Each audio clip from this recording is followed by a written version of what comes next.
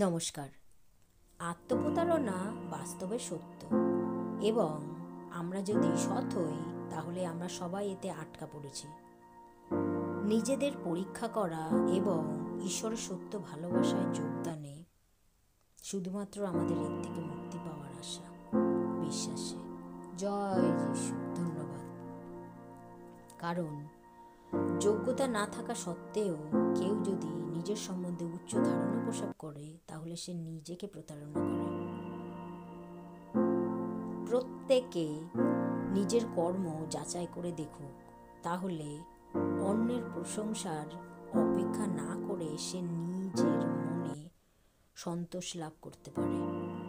কারণ প্রত্যেককেই বইতে হবে আপন বোঝা। নিজেদের পরীক্ষা করে দেখো তোমাদের বিশ্বাস আছে কিনা।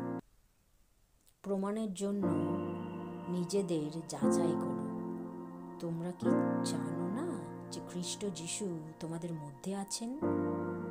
কিন্তু এ বিষয়ে যদি তোমাদের অন্তরে সেই প্রমাণ না পাও তবে খ্রিস্ট তোমাদের মধ্যে নেই।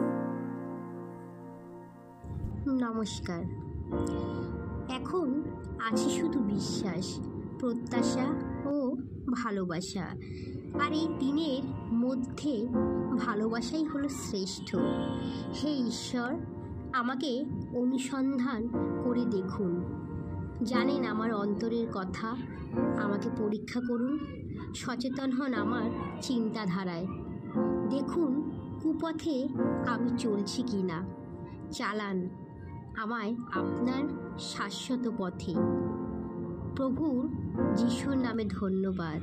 জয় যিশু, জয় হোক। আমেন।